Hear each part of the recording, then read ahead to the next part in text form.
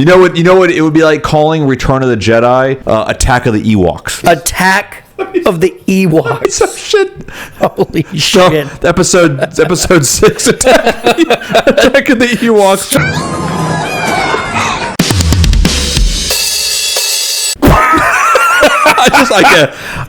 Oh, bro. Why do they... The beard looks so bad here. So the first con of the movie is the travesty that they put on this poor man's face. Oh, my God. It looks CGI. Look at it. When it looks like they glued it onto his cheek and chin. Oh, yeah. It looks digital. Like he went into a barber shop, got the hair off the floor, and just put glue and just taped it to his fucking face.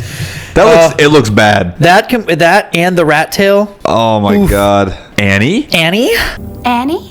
She hardly even recognized me, Jar Jar. He immediately comes off as like a creepy... Immediately. Like a incel. He gives off weird fucking vibes. The movie's just beginning, and it's so cringy right off the bat. Yeah, he calls her like beautiful immediately. Yeah. Grown more beautiful, I mean.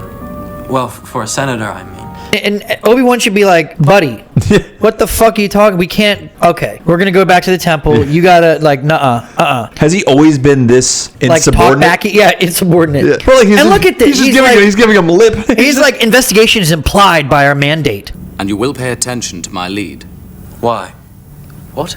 It's so funny how Anakin is like giving awkward. him so much lip already. Yeah. Anakin in this movie consistently talks back, gives him lip, is insubordinate, all those things. And Obi-Wan is always like, you will listen to me. And Anakin's like, okay. And he's like, okay, good, let's go. At no point does Anakin get fucking reprimanded. Nothing. The only time he gets reprimanded, I was going to say when Sam Jackson says, take a seat. Yeah, he gets a promotion. Take a seat, young Skywalker. A pro of the movie, I think the movie starts off great, like you said. I like the explosion in the beginning. Dips a little with the cringe exchange between Padme and Anakin, and then the lip service that he's giving poor Obi-Wan. I think it picks back up here when he jumps into Padme's room, swipes that like caterpillar thing off of her bed with his lightsabers. Obi-Wan just jumps out the window. Oh shit, he just fucking went for it. Dude, like, she was like, oh shit. When you have like the Force, you just assume you're gonna live, right? Like by just doing crazy shit like that, right? I thought this part was cool. I thought you're like, we've never seen anything like this. No, you're cruising through Coruscant. I actually think too, when you're watching this one, you're kind of like, holy shit, we're getting into some real, like, this is fucking sci-fi. For me, this movie starts up here. Yeah. I mean, there's like a glimpse of the bad dialogue and the awkward exchange, but you start off like this. This is a ride. This is like a 15-minute scene of him just cruising through, chasing this bounty hunter. There's scenes like this, which is why I put this movie ahead of certain other Star Wars movies. Real quick, by the way, you mentioned, oh yeah, when Jedis just do shit, they know they're not going to die. Anakin just jumps out of the car. He could have falls. How far is he falling? If you'll excuse me. But he could have been just nailed by a speeder. I mean, this is just a cool scene. The whole thing is cool, man. But there's nothing in the Phantom Menace, like action-wise, like this. The Phantom Menace is a lot of build-up, and it blows its load at the end. This and Revenge of the Sith definitely tried to give you cool action throughout the whole movie. Oh, yeah. I mean, this should have been the first movie. Like, they should have just started off with him at this age. The first movie actually does nothing but introduce, like, midi-chlorians. Midi-chlorians are a microscopic life form that resides within all living cells. And it doesn't add to Anakin's character. It time jumps 10 years, and he goes from this innocent kid who says he's scared to Anakin, who's a complete disrespectful little prick, dude. Like a punk. He is. You know, that's part of the problem. I mean, the council advised not to take on this little shit. They did. They knew what he was going to be. Qui-Gon said he would, and then Qui-Gon died. And Qui-Gon died, yeah. Promise me you will train the boy. Yes, Master. I do love the speculation that had Qui-Gon survived, Qui-Gon could have been the one to really train Anakin and make him bring balance prior to going evil. Reel him in a little bit? Yeah. Oh, dude, Qui-Gon would not have put up with that. I don't think so. That back talk. And then now you're on the ground level at Coruscant, like in like a fucking fugitive, chase. Yeah. George Lucas. I didn't kill my wife. I don't care. I don't care. It's just funny how you can start a movie off like this, and then you can ruin it by having just the meat and potatoes in the middle be so poor for the most part. Yeah. On Anakin's side, Obi-Wan's storyline is pretty sick. Right. And when Anakin and Obi-Wan are together, when they're together, it's great. When they're separate, it slows down so much, except for when Obi-Wan is on Camino. His eyes are green now. Dude, and it like his beard looks shitty again. Beard too, yeah, dude. His beard looks shitty again. Wait, is that even him? I don't know, dude. I'm telling you, it looks like he couldn't grow his beard out in time. So like early scenes that they filmed early, they're like, all right, patch it, patch. When he's on Geonosis, his beard is full. Oh yeah. Imagine this is the first movie and take out all of the Padme Anakin stuff, leave that for the second movie, but the whole movie is just these two doing this. They're investigating the clone army. They both go to Camino. You know, they both encounter some trouble, and then you kind of see a whole movie of him giving that fucking punk feet, lip. Right. Obi-Wan getting agitated and maybe seeing like glimpses of him becoming a little, angry, because Obi-Wan is shocked at the fucking end. Oh, Like, yeah. Well, then you are lost! But imagine this being the whole movie. He never goes to Naboo. It still ends the same, like with the Battle of Geonosis. Like there's this huge battle, maybe a better lightsaber fight. When I'm watching this movie, I am feeling this like a murder mystery. Who killed this? Where did this little dart come from? Who the fuck was that guy? I'm loving it, and I wanted more of that. And then they just kind of split, and it's very, very aggravating. Beautiful right here. Beautiful. The exchange with Obi-Wan and Jango Fett was so good when they're in the room. It was so tense. Ever made your way as far into the interior as Coruscant? Once or twice. Recently? Now, once he realizes, oh shit, I've been found out, then this happens, and it's just so fucking cool. Like Lucas has redeemed himself from all the travesties of the first one in this movie. Yeah. Up to this point, I love it. Obi-Wan's just getting his shit tossed right here. It looks like the same scene from a different angle. It is, he just jumped twice. His fight sequences are really cool. Bounty hunters always have a thing to get out of a jam. I just wish Anakin was doing something productive as well. I know. Every time Anakin appears on the scene, it comes to a grinding halt. One of the best sounds in all of Star Wars. Wow. So cool.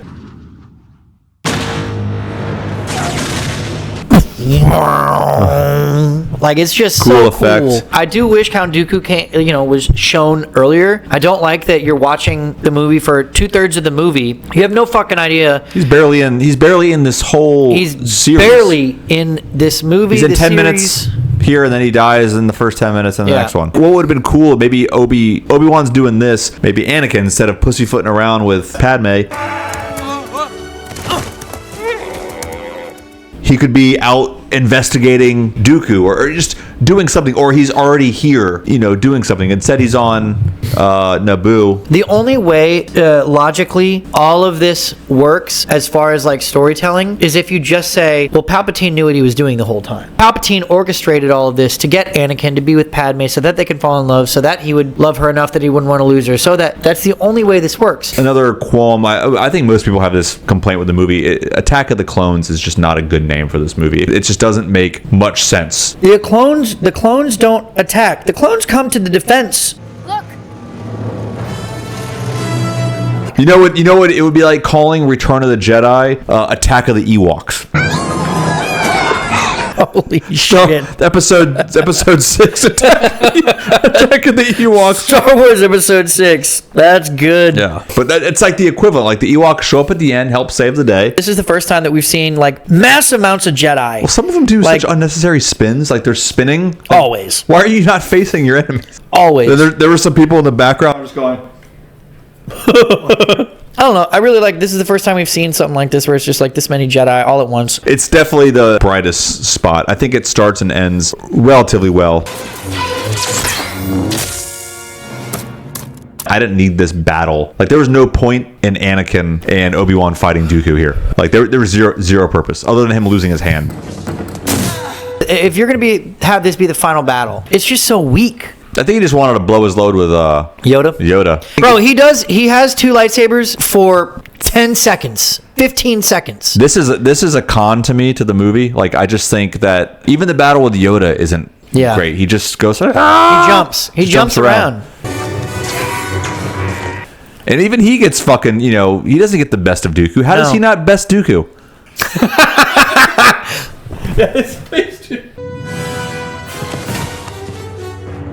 I remember people cheered when he. This is like him. That's like Cap getting, Thor's hammer. Yes. That was it. Was the same pop in the theater. Yes.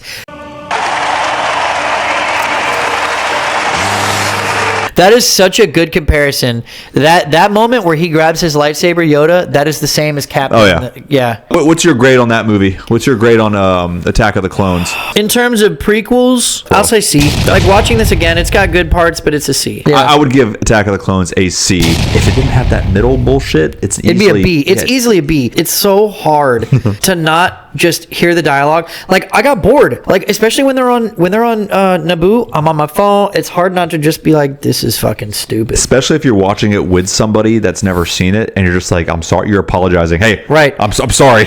Like just get through this. The next one is fucking great. Let's just get through this one.